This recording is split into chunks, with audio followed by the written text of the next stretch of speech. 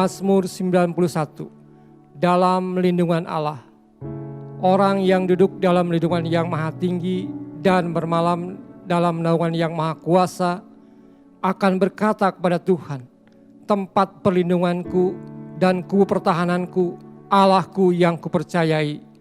Sungguh, dialah yang akan melepaskan engkau dari jerat penangkap burung, dari penyakit sampar yang busuk. Dengan kepaknya, ia akan melindungi engkau, di bawah sayapnya engkau akan berlindung. Kesetiaannya ialah perisai dan pagar tembok. Engkau tidak usah takut terhadap kesan malam, terhadap panah yang terbang di waktu siang, terhadap penyakit sampar yang berjalan dalam gelap, terhadap penyakit menular yang mengamuk di waktu petang. Walau 1.000 orang rebah di sisimu dan 10.000 di sebelah kananmu, tetapi itu tidak akan menimpamu.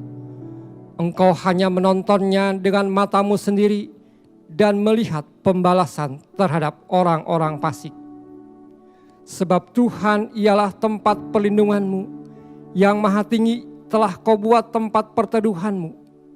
Malapetaka tidak akan menimpa kamu, dan tulah tidak akan mendekat kepada kemahmu. Sebab malaikat-malaikatnya akan diperintahkannya kepadamu untuk menjaga engkau di segala jalanmu. Mereka akan menata engkau di atas tangannya, supaya kakimu jangan terantuk kepada batu. Singa dan ular tedung akan kau langkahi, engkau akan menginjak anak singa dan ular naga. Sungguh, hatinya melekat padaku, maka aku akan meluputkannya, aku akan membentenginya, sebab ia mengenal namaku. Bila ia berseru padaku, aku akan menjawab, aku akan menyertai dia dalam kesesakan, aku akan meluputkannya dan memuliakannya. Dengan panjang umur akan kukenyangkan dia, dan akan kuperlihatkan kepadanya keselamatan daripadaku. Amin. Shalom saudara, apa kabarnya? Pasti tetap bersemangat dan bersuka cita senantiasa. Nah, edisi Voice of Pentecost kali ini, kita akan membahas tentang tertanam di gereja lokal. Mungkin saudara pernah mengalami di mana aspirasimu ditolak di gereja lokal, atau pernah merasa dicuekin oleh gembala. Mungkin pernah dikecewakan, dan berujung kita pindah-pindah gereja, mencari tempat yang nyaman untuk beribadah. Saya ingin katakan bahwa saudara harus tetap tertanam di gereja lokalmu. Markus 4 ayat 26-29 memuat sebuah perumpamaan singkat tentang kerajaan Allah yang digambarkan dengan proses bercocok tanam. Ayat 27 berkata, lalu pada malam hari ia tidur dan pada siang hari ia bangun. Dan benih itu mengeluarkan tunas dan tunas itu makin tinggi. Bagaimana terjadinya tidak diketahui orang itu. Setiap proses untuk bertumbuh yang dialami sebuah benih terjadi di dalam tanah. Di tempat gelap, di mana tidak seorang pun yang bisa melihat dan mengetahuinya. Demikian pula dengan setiap kita sebagai benih. Ketika kita berkomitmen untuk tertanam di gereja lokal, kita akan mengalami berbagai proses yang mungkin tidak nyaman. Dan setiap proses tersebut tidak dapat dilihat oleh orang lain. Sayangnya, banyak orang yang menyerah ketika melewati proses krusial ini. Banyak yang tergoda untuk melihat rumput tetangga yang selalu terlihat lebih hijau dibandingkan rumput di rumah sendiri. Ingat, yang terlihat oleh mata kita hanyalah hasil akhirnya yang sudah tampak baik. Sementara yang tidak kita lihat adalah proses yang juga dialami oleh rumput tetangga ketika baru disemai dan masih di dalam tanah. Di era pandemi COVID-19 ini, di mana kita harus beribadah secara virtual, semua gereja berlomba-lomba dalam menyajikan konten yang terbaik, display yang estetik, musik yang menarik, dan kemampuan editing yang kekinian. Dalam sebuah survei yang dilakukan oleh Barna Research pada bulan Juli 2020 mengenai kehadiran jemaat lintas generasi dalam ibadah virtual di masa pandemi, 40% dari generasi baby boomer memutuskan untuk tetap tertanam di gereja lokal, 31% dari generasi X, dan hanya 30% dari generasi milenial yang tertanam di gereja. Padahal, benih yang terus-menerus dipindah media tanamnya akan membutuhkan waktu untuk beradaptasi di tanah yang baru. Dan tak jarang, benih itu akan mati dan tidak dapat berbuah lagi. Yohanes 15 ayat 2 menuliskan, setiap ranting padaku yang tidak berbuah dipotongnya. Dan setiap ranting yang berbuah dibersihkannya, supaya ia lebih banyak berbuah. Tuhan menginginkan pertumbuhan dari sebuah benih dan agar benih tersebut dapat berbuah lebat kelak. Tentu saja, hal ini tidak dapat terjadi jika benih tersebut kerap dipindah-pindahkan. Jika kita tidak tertanam di gereja lokal, maka kita tidak dapat mengalami pertumbuhan yang sempurna. Bahkan tanpa kita sadari, kita bisa mengalami kematian rohani. Kita tidak dapat menikmati buah yang seharusnya dapat kita hasilkan apabila kita tertanam di gereja lokal. Lalu, apa hal-hal yang dapat terus mendorong kita untuk tetap tertanam di gereja lokal? Yang pertama, mengubah perspektif kita. Sekali lagi, ketika sebuah benih ditanam, ia diletakkan di dalam tanah yang gelap dan tak terlihat. Di situasi seperti inilah, perspektif kita harus dirubah. Ditanam sebagai benih atau dikubur seperti jenazah. Faktanya, di dalam tanah itu mungkin ada rasa kesepian. Tidak dilihat orang. Seakan-akan tidak ada jalan keluar. Saudara, kita bukan sedang dikubur, melainkan kita sedang ditanam. Jika kita berpikir bahwa kita sudah dikubur, maka tidak ada lagi pertumbuhan yang dapat kita alami.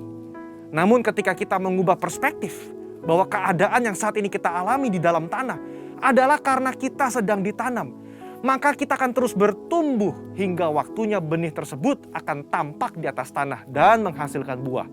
Saudara sedang ditanam dan bukan dikubur. Kedua, jalani proses.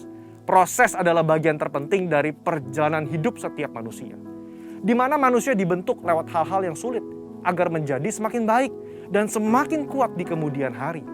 Alkitab berulang-ulang menggambarkan hidup manusia bagaikan tanah liat di tangan tukang periuk. Sebelum menjadi bejana, maka tanah liat harus melalui proses diremukan, ditekan, bahkan dimasukkan ke dalam tungku untuk dibakar sebelum bejana tersebut jadi sempurna. Tidak ada seorang pun yang luput dari proses. Ingat, proses inilah yang menentukan seberapa kuat akar yang akan kita hasilkan untuk menyokong seluruh pertumbuhan kita nantinya. Oleh sebab itu, mengalami berbagai proses di gereja lokal adalah hal yang wajar agar kita sebagai benih dapat memiliki akar yang kuat. Dalam proses itulah Tuhan sedang membentuk karakter kita agar semakin serupa dengan Kristus. Yang ketiga, berhenti membanding-bandingkan. Kita tahu cerita tentang Lea yang selalu merasa tidak dicintai oleh suaminya Yakub. Karena Yakub lebih cinta kepada Rahel, istri keduanya. Pada saat itu, Lea melahirkan 3 anak laki-laki bagi Yakub, sementara Rahel mandul. Lea yang terus-menerus membandingkan cinta dari Yakub kepada Rahel merasa sedih, tertekan, kesepian, sampai ia mencurahkan perasaannya lewat arti nama yang diberikan ketiga anaknya. Kalau Lea terus-menerus membandingkan dirinya dengan Rahel, ia tidak dapat melihat berkat yang diberikan Allah kepadanya, yaitu anak-anak yang dikaruniai. Sama seperti kisah Lea, ketika kita sibuk membanding-bandingkan, kita tidak bisa melihat berkat yang telah Allah sediakan.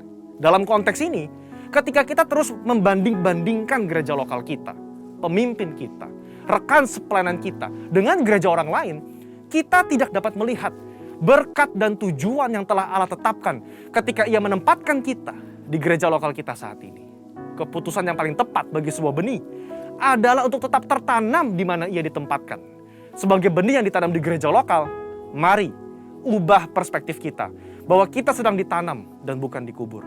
Jalani proses dengan ucapan syukur dan berhenti membanding-bandingkan. Maka pada waktunya kita akan bertumbuh dan berbuah lebat. Sehingga buah tersebut dapat kita nikmati dan juga dinikmati oleh orang lain. Untuk penjelasan lebih lengkapnya dari tim teologi kami, silakan buka link yang ada di atas atau scan QR Code yang tersedia. Salam integritas, Tuhan Yesus memberkati.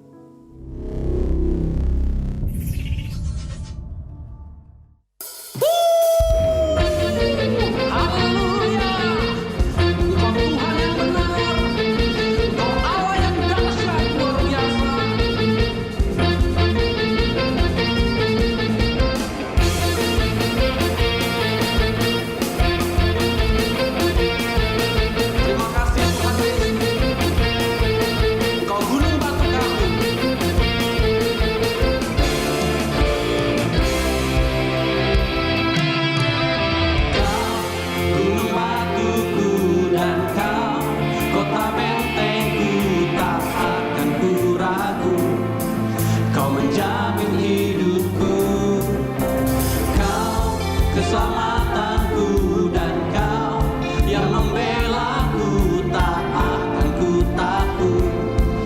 kuasa-Mu di dalamku.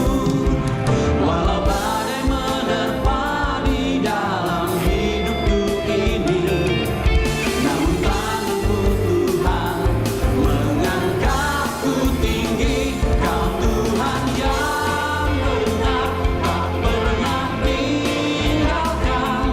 Dahulu, sekarang, selamanya, janji-Mu tak berubah.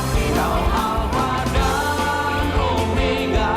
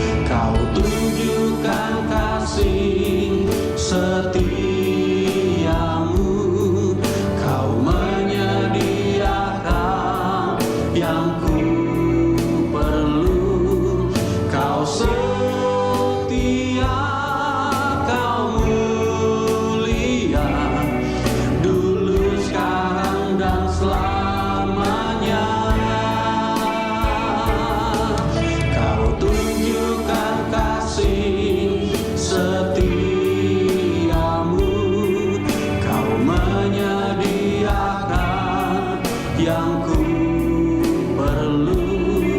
Kau setia, kau mulia, Bapa kau setia. Kau tunjukkan kasih setiamu, kau menyediakan yang ku perlu. Kau setia, kau mulia, dulu, sekarang, dan selamanya. Kau tunjukkan kasih setiamu, kau menyediakan yang ku perlu. Kau setia, kau mulia, Bapa kau setia.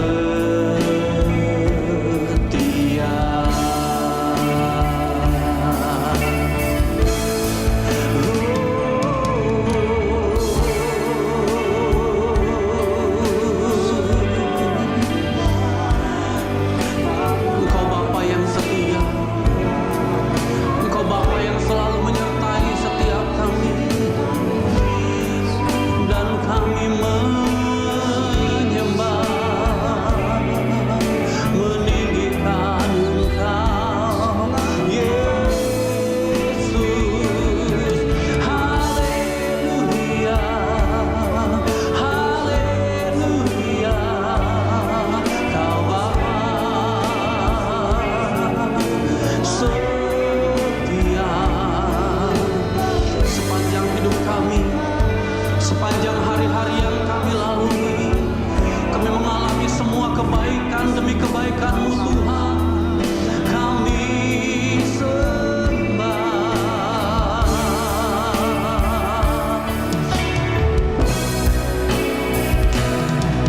Kau tunjukkan kasih setiamu, kau menyediakan yang ku perlu. Kau setia, kau mulia, dulu, sekarang, dan selamanya. Kau tunjukkan kasih setiamu,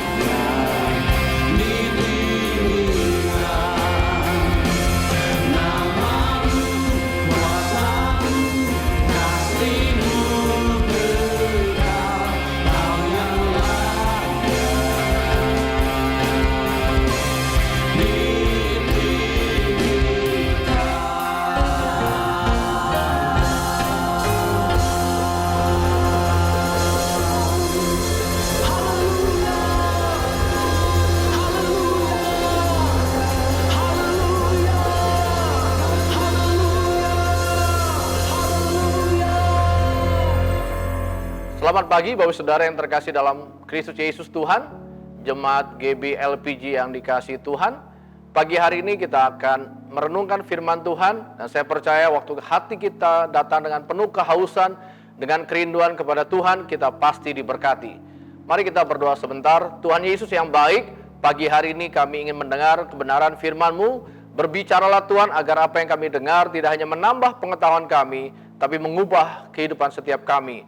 Kami siap diberkati di dalam nama Tuhan Yesus. Haleluya. Amin. Amin. Bapak Ibu yang terkasih, kita akan belajar firman Tuhan pagi hari ini dengan judul kuasa dalam hidup yang dipenuhi oleh Roh Kudus. Jadi saya percaya waktu kita dipenuhi oleh Roh Kudus, hidup kita akan menjadi hidup yang sangat berkuasa. Mari kita lihat sebentar dalam kitab Yohanes pasal 7 ayat 37 sampai 39. Demikianlah firman Tuhan. Dan pada hari terakhir, yaitu pada puncak perayaan itu, Yesus berdiri dan berseru, "Barang siapa haus, baiklah ia datang kepadaku dan minum. Barang siapa percaya kepadaku, seperti yang dikatakan oleh kitab suci, dari dalam hatinya akan mengalir aliran-aliran air hidup." Yang dimaksudkannya ialah roh yang akan diterima oleh mereka yang percaya kepadanya, sebab roh itu belum datang karena Yesus belum dimuliakan. Saudara yang terkasih, Alkitab berkata, barang siapa haus, baiklah ia datang dan dia minum. Waktu kita punya kerinduan akan perkara-perkara yang datangnya dari roh Tuhan, Alkitab berjanji kita akan dipuaskan. Dan Alkitab berkata kalau kita haus, kita datang dan kita minum, maka di dalam hati kita akan mengalir aliran-aliran air hidup. Itu bicara tentang apa? Roh Tuhan akan mengalir lewat hidup kita. Dan saya percaya ketika roh Tuhan mengalir dalam hidup kita, kita dipenuhi oleh Roh Kudus, maka kita akan menjadi orang yang hidup dan akan menghidupkan banyak orang lainnya. Saudara yang terkasih, kehidupan orang percaya di Alkitab digambarkan seperti pohon. Kitab Yeremia pasal 17 ayat 7 dikatakan, "Diberkatilah orang yang mengandalkan Tuhan, yang menaruh harapannya pada Tuhan. Ia akan seperti pohon yang ditanam di tepi air, yang merambatkan akar-akarnya ke tepi batang air." Jadi Alkitab berkata, kehidupan orang percaya itu seperti pohon yang ditanam di tepi aliran air. Mazmur pasal pertama, ayat pertama sampai ketiga pun sama menjelaskan tentang kehidupan orang percaya. Dikatakan, "Berbahagialah orang yang tidak berjalan menurut nasihat orang fasik, yang tidak berdiri di jalan orang berdosa, tidak duduk dalam kumpulan pencemooh, tetapi yang kesukaannya ialah Taurat Tuhan, dan merenungkan Taurat itu siang dan malam. Ia seperti pohon yang ditanam di tepi aliran air, yang menghasilkan buahnya pada musimnya, yang tidak layu daunnya, apa saja yang diperbuatnya berhasil." Jadi di awal dikatakan kalau kita haus, kita datang dan kita minum, maka Roh Kudus akan memenuhi hidup kita dan kita akan mengalirkan aliran air kehidupan. Dan Alkitab berkata hidup orang percaya seperti pohon yang ditanam di tepi aliran air. Artinya, waktu saya dan saudara hidup dalam kepenuhan Roh Kudus, maka kita akan dihidupkan, dan lewat hidup kita akan menghidupkan banyak orang di sekitar kita. Yang percaya katakan amin. Nah, saudara yang terkasih, waktu kita dekat dengan sumber kehidupan, yaitu Allah sendiri, maka percayalah tidak ada kematian, tidak ada kemiskinan, tidak ada kekurangan, tidak ada namanya kegagalan, karena kita punya sumber yang hidup yang mengalir dalam hidup setiap kita. Kita pasti hidup dan berbuah. Saya ulangi, kita pasti hidup dan kita pasti berbuah. Artinya waktu kita hidup bertumbuh dalam Tuhan, kita pun akan menghasilkan buah lewat kehidupan kita. Alkitab memberikan kita paling tidak ada 3 jenis buah. Pertama, buah pertobatan. Waktu kita percaya Yesus, Alkitab berkata, hasilkanlah buah-buah pertobatan. Tapi juga ada yang namanya buah roh, itu bicara tentang karakter. Waktu saya dan saudara penuh dengan Roh Kudus, kita akan menghasilkan karakter Kristus dalam hidup setiap kita. Tapi juga ada namanya buah pelayanan atau buah jiwa-jiwa. Artinya, kalau kita sungguh melekat, kita dipenuhi oleh Roh Tuhan, maka harusnya kita pun menjadi orang yang produktif bagi kerajaan Allah. Kita akan melihat pelayanan kita diberkati Tuhan, dan juga ada banyak orang-orang yang kita hasilkan, kita muridkan, kita duplikasi, kita bermultiplikasi, dan menaklukkan bumi ini. Alkitab berkata, taklukkanlah bumi ini, tapi juga muridkanlah segala bangsa. Kita akan jadi orang-orang yang sangat produktif bagi kerajaan Allah.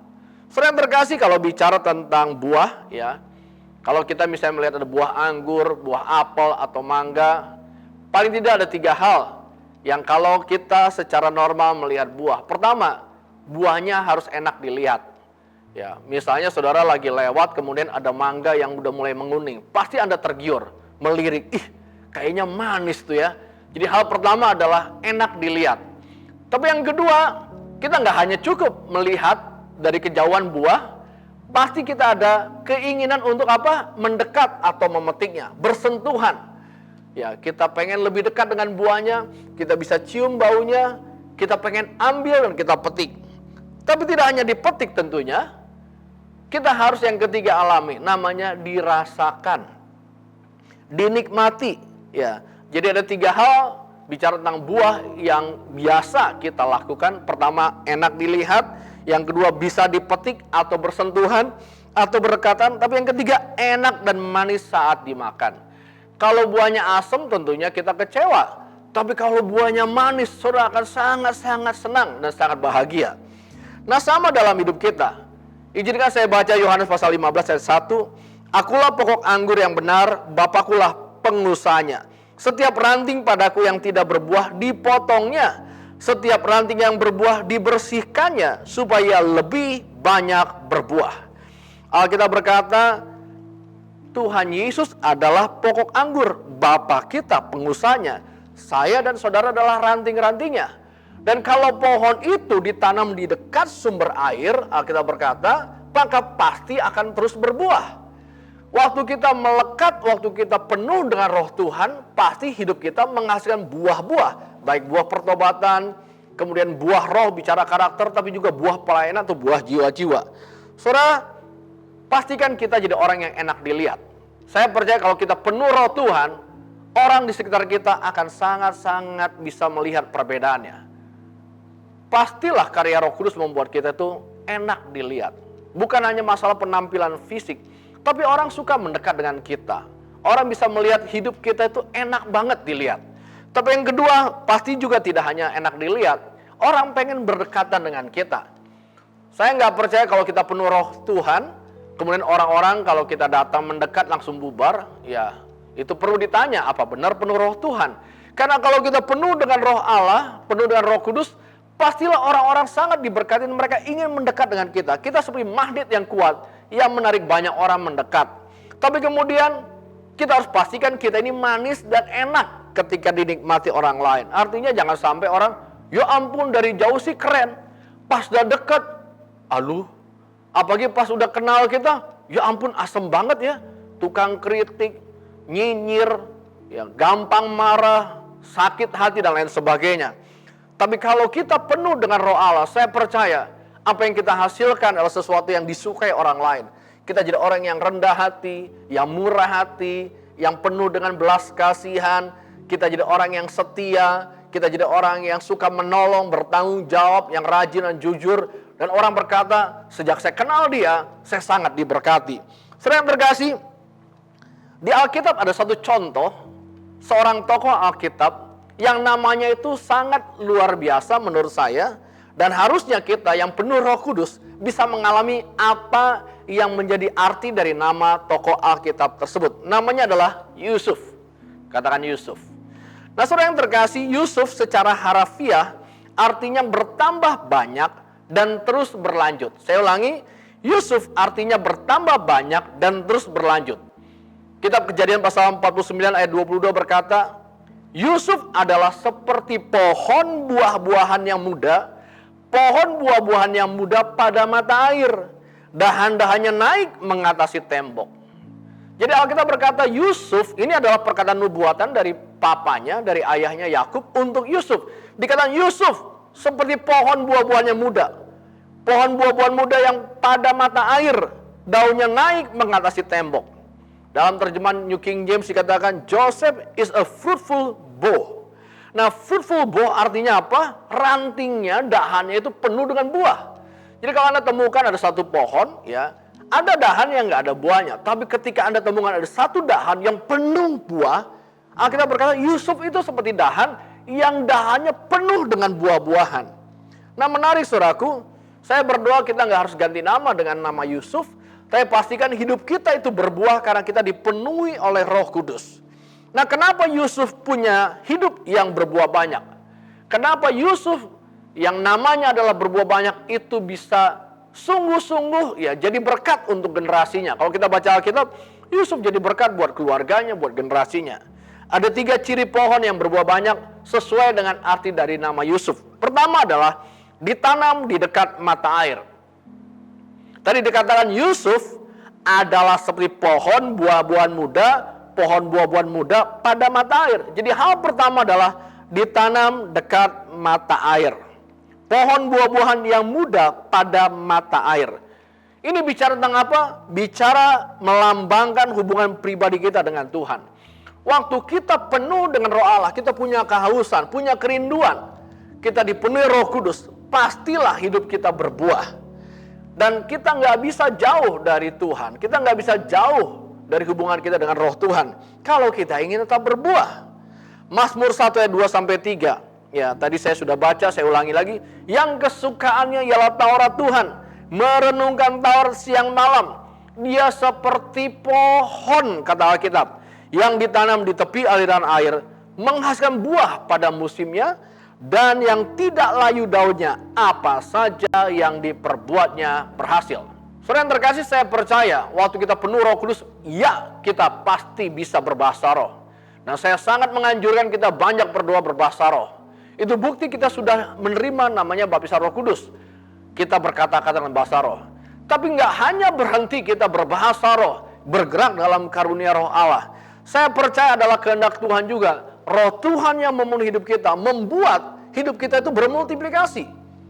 Karena itu adalah mandat yang Tuhan berikan bagi setiap kita. Perintah yang Tuhan berikan bagi setiap kita. Untuk kita apa? Memuridkan segala bangsa. Artinya orang-orang di luar sana yang belum kenal Tuhan, harusnya suatu hari mereka pun percaya kepada Yesus sebagai Tuhan dan Juru Selamat. Saudara yang terkasih, kalau kita renungkan Taurat Tuhan siang malam, kita berkata kita akan tetap berbuah, kita tidak akan layu, dan apa saja yang diperbuatnya dibuat Tuhan berhasil. Yohanes pasal 15 ayat 5 dikatakan, barang siapa tinggal di dalam aku di dalam dia, ia berbuah banyak. Jadi Alkitab yang sudah berkata, kalau kita tinggal dalam Tuhan, Tuhan tinggal dalam hidup kita, pasti kita berbuah banyak. Kita nggak akan pernah jadi orang-orang yang tidak produktif bagi kerajaan Allah. Tapi sebaliknya kita akan terus menghasilkan buah yang banyak. Sebab di luar aku kamu tidak dapat berbuat apa-apa, kata Alkitab. Jadi tanpa Tuhan, tanpa karya Roh Tuhan, kita nggak akan bisa apa-apa. Mustahil kita bisa menaklukkan bumi ini. Adam adalah orang pertama yang penuh Roh Tuhan, dan Alkitab berkata Allah perintahkan Adam untuk menaklukkan bumi ini. Tapi kemudian kita tahu Adam jatuh dalam dosa, kehilangan Roh Allah, sehingga Adam gagal untuk bisa melakukan apa yang Tuhan perintahkan. Dan puji Tuhan, Adam kedua yaitu Yesus datang. Dan waktu saya percaya kepada Yesus, kita itu beroleh sebuah kepastian kita dalam milik Tuhan. Dan Yesus harus naik ke sorga supaya Roh Tuhan dicurahkan. Jadi waktu hati kita terbuka dan menerima Roh Tuhan dalam hidup kita, kita bisa melakukan apa yang Adam gagal lakukan. Kita bisa menaklukkan bumi ini. Dan kita juga bisa memuridkan segala bangsa. Hal kedua, bicara tentang arti dari Yusuf adalah ditanam di dekat tembok. Menarik Bapak Saudara, ketika kita berkata Yusuf itu dahan-dahannya naik mengatasi tembok. Nah kenapa harus sampai ada istilah tembok dari arti namanya Yusuf? Selaku tembok dalam Alkitab selalu melambangkan sebuah kota atau lingkungan tempat tinggal kita. Saudara masih ingat ketika Israel itu ditawan, dibawa ke pembuangan. Nah mereka berseru kepada Tuhan, dan setelah 70 tahun Tuhan memulihkan, Tuhan membangkitkan seorang tokoh namanya Nehemia. Nehemia dipakai Tuhan untuk memulihkan tembok Yerusalem. Tapi menarik adalah Tuhan tidak hanya memulihkan tembok Yerusalem yang menjadi tempat perlindungan untuk orang-orang Israel yang kembali dari pembuangan, tapi juga Alkitab mencatat Tuhan membangkitkan Ezra untuk memulihkan bait Allah. Jadi ada dua tokoh yang dipakai bersamaan. Pertama Nehemia memulihkan tembok, yang kedua Ezra memulihkan bait suci. Membacakan kembali firman Tuhan, kemudian memimpin ibadah di bait suci. Nah, kedua-duanya hidup dalam waktu yang bersamaan. Artinya apa? Artinya Tuhan ingin pemulihan bait Allah sejalan dengan pemulihan kota atau lingkungan kita. Dan kalau kita lihat ceritanya saudaraku, Yusuf dalam Alkitab dipakai Tuhan untuk apa? Untuk memerintah kerajaan yang besar. Dia penuh Roh Kudus, dia hidup dalam kebenaran, dia hidup dalam kekudusan, Tuhan menyertai hidup dia. Ini luar biasa, tapi juga dia berdampak untuk generasinya. Ketika dia bertemu dengan keluarganya, saudaranya, dia berkata, kamu mereka-reka hal yang jahat kepadaku, tapi Allah mereka-rekakan yang baik lewat aku. Jadi kalaupun rencana jahat dari saudaranya itu ditujukan pada Yusuf, Tuhan mengubah jadi rencana kebaikan. Kenapa? Karena Yusuf dipenuhi oleh Roh Tuhan. Dia disertai oleh Tuhan. Dia dipakai Tuhan jadi berkat buat generasinya. Dan dia katakan, untuk memelihara suatu bangsa yang besarlah Tuhan mengutus aku ke Mesir. Jadi saya percaya saudaraku, Tuhan itu menghendaki kita sebagai gereja Tuhan tidak hanya sekedar memulihkan gereja Tuhan, dan kita lupa ada tugas untuk memulihkan kota ini. Tapi juga jangan sampai kita sibuk memulihkan kota dan lupa memulihkan rumah Tuhan. Harus berjalan bersamaan dan seimbang. Saya berdoa kita semua dipakai Tuhan, terlibat bagi pekerjaan Tuhan di gereja lokal di mana Tuhan tempatkan kita. Tapi juga dalam hidup setiap hari, Tuhan pakai setiap kita untuk jadi berkat untuk pemulihan kota kita, pemulihan bangsa kita. Kita jadi agen perubahan yang Tuhan taruh di marketplace. Saudara yang terkasih, Matius 13 ayat 24 sampai 27 berkata, Yesus membentangkan suatu perumpamaan lain lagi pada mereka, katanya, hal kerajaan sorga itu seumpama orang yang menaburkan benih yang baik di ladangnya. Jadi kerajaan sorga, saya dan saudara adalah warga kerajaan sorga. Dikatakan seumpama orang yang menaburkan benih yang baik di ladangnya. Allah menaruh kita di ladang kita masing-masing. Sebagai ibu rumah tangga, karyawan, pelajar, mahasiswa, pengusaha, kita ada di tempat yang mungkin orang bilang sangat kering, jauh dari Tuhan, tapi Tuhan taruh kita di situ. Di dunia politik, hukum, mungkin sebagai pegawai negeri, aparat keamanan, dimanapun Tuhan taruh kita adalah benih baiknya Tuhan, di ladangnya Tuhan. Dan jadilah berkat dimanapun Tuhan taruh kita. Yang ketiga, yang terakhir, daunnya menutupi tembok. Jadi Yusuf ditanam dekat mata air. Kalau kita hidup dekat mata air, penuh Roh Allah, kita pasti berbuah. Kemudian kita harus dipakai Tuhan jadi agen-agen reformasi, pemulihan bagi bait suci dan juga sekeliling kita, komunitas kita. Tapi yang ketiga, daunnya menutupi tembok. Ini bagian akhir dari kitab Kejadian pasal 49 ayat 22, dikatakan dahan-dahannya naik mengatasi tembok. His branches run over the wall. Nah, kalau saudara perhatikan ada tanaman ya, ada tanaman yang merambat di dinding, bisa di rumah atau di pinggir tol, ya, dia penuhin tembok, kemudian daun-daunnya kecil lama-lama menutupi semua tembok, dan akhirnya temboknya hilang, yang terlihat adalah daun-daunnya. Itu yang dimaksud run over atau menutupi ya. Nah, orang yang berbuah banyak adalah seperti pohon yang merambat dan menutupi seluruh tembok. Jadi kalau kita ini penuh dengan Roh Tuhan, saya percaya hidup kita akan berbuah banyak. Merambat menutupi seluruh tembok. Temboknya tidak hancur, tapi tertutup oleh pengaruh kita. Saya ulangi, temboknya nggak hancur. Temboknya masih ada di belakang kita, tapi yang terlihat oleh orang lain adalah daun yang hijau. Itulah kehidupan Yusuf. Kita diciptakan untuk membawa pengaruh bagi lingkungan kita. Dunia ini sudah jatuh dalam dosa, semua sudah terkorupsi. Ya, lingkungan, pekerjaan, masyarakat, politik, semua sudah terkena dampak oleh dosa. Tapi apakah kita berkata, ya udahlah kalau gitu kita naik aja ke sorga, tinggalkan bumi ini? Tidak. Selama Tuhan masih taruh kita di muka bumi ini, tugas kita adalah membawa pengaruh. Sehingga kalau kita di kantor, dimanapun Tuhan taruh kita, di tengah masyarakat, yang terlihat adalah pengaruh kerajaan Allah lewat hidup kita. Orang gak ngelihat tembok di belakang kita yang udah bobrok, yang udah rusak, tapi yang mereka lihat adalah kemuliaan Tuhan. Lewat hidup kita, orang bisa menyaksikan ada Kristus yang menutupi hidup kita, yang memuliakan Bapa lewat hidup kita. Saudaraku, saya akan tutup dengan beberapa pernyataan. Penginjilan yang berhasil adalah menjadikan seorang itu Kristen sebelum dia masuk Kristen. Artinya apa? Tuhan ingin lewat hidup kita membawa pengaruh yang baik. Kita jadi saksi yang hidup. Dan akhirnya orang tertarik dengan gaya hidup kita. Orang tertarik dengan bagaimana kita melakukan kehidupan kita, menjalani hidup kita setiap hari. Dan mereka berkata, kok kamu beda ya? Ada sesuatu yang menarik dari hidup kamu. Seperti buah, enak dilihat. Tertarik untuk mendekat. Dan waktu dirasa, manis banget ya hidup kamu. Dan apa yang terjadi? Mereka tertarik untuk melakukan yang sama. Nah, kalau hati mereka sudah terbuka, mereka sudah punya gaya hidup seperti yang kita alami, saya percaya adalah mudah untuk kita mengabarkan tentang kabar baik atau Injil. Jadi pastikan saudaraku yang penuh dengan Roh Kudus hari-hari ini, kita nggak hanya bersembunyi, kita nggak hanya kuat di satu area. Penuh Roh Tuhan artinya bicara soal karunia, puji Tuhan. Kita harus seimbang. Tapi sisi lain Tuhan mengendaki lewat kita yang penuh Roh Tuhan, Tuhan dimuliakan. Bagaimana Tuhan dimuliakan? Dengan kita berbuah yang banyak. Jadi saya percaya orang yang penuh Roh Tuhan, karya Roh Kudus akan nyata dalam hidupnya, yaitu dengan ada buah pertobatan, ada buah roh yang nyata, karakter Kristus, dan juga ada pelayanan yang diberkati Tuhan, ada jiwa-jiwa yang dimuridkan. Nah, saya berdoa itu tidak hanya menjadi kerinduan semata, tapi menjadi kenyataan dalam hidup kita. Kita semua dipakai Tuhan untuk menjadi berkat bagi generasi ini. Tuhan Yesus memberkati. Mari kita berdoa. Terima kasih Tuhan untuk firman-Mu. Aku berdoa sebagai hamba-Mu, biarlah apa yang kami dengar dimateraikan dalam hidup kami, dan kami semua bisa mengalami apa yang kami dengar di pagi hari ini. Kami mengucap syukur, dan biarlah firman Tuhan jadi rema dalam hidup kami. Dalam nama Tuhan Yesus, haleluya, amin.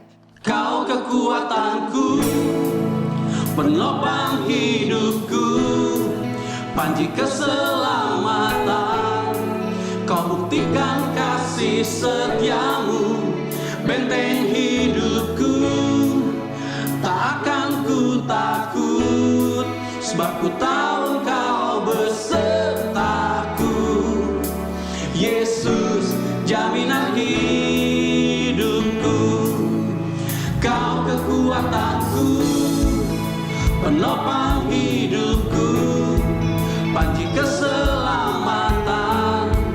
Kau buktikan kasih setiamu, benteng hidupku. Tak akan ku takut, sebab ku tahu Kau besertaku. Yesus, jaminan hidupku. Sorakan.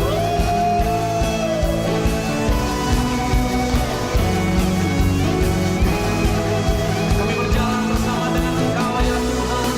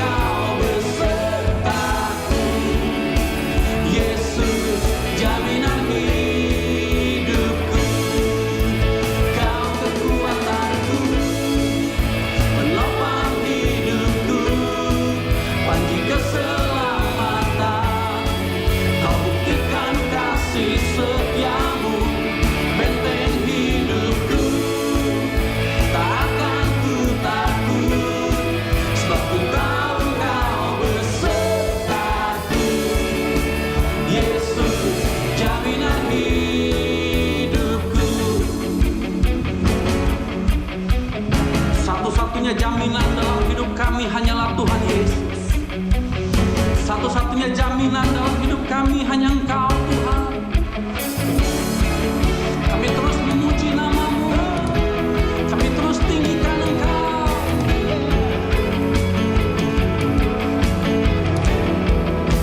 Kau kekuatanku, penopang hidupku, panji keselamatan. Kau buktikan kasih setia-Mu, benteng hidupku. Tak akan ku takut, sebab ku tahu Engkau besertaku. Yesus, jaminan hidupku. Yesus, jaminan hidupku. Yesus, jaminan hidupku. Haleluya. Sorakan haleluya.